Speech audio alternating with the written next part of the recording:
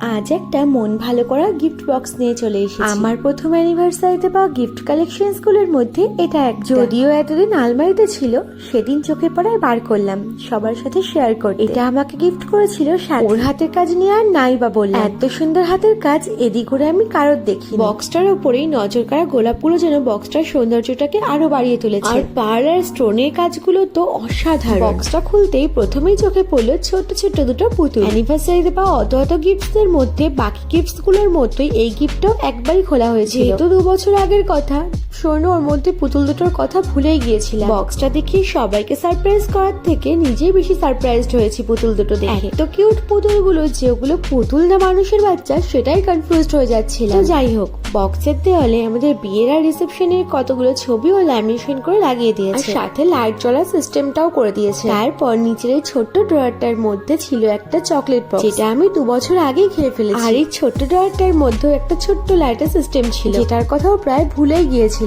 যখন বক্সটার প্রথম লাইটগুলো জ্বালাচ্ছিলাম তখন মনে করছিলাম বাকি লাইটগুলো হয়তো জ্বলবে না, কোনোভাবে কানেকশন লুজ হয়ে গেছে। কিন্তু পরে দেখলাম ওর কানেকশনটা অন্য জায়গায় রয়েছে। তোমরা জানি ওই গিফট বক্সটা তোমাদের কেমন লেগেছে। বক্সের এই ছোট্ট পুতুলগুলো দেখে চিনির রিয়াকশনটা কেমন হবে সেটা নিয়ে আসছি নেক্সট ব্লগে।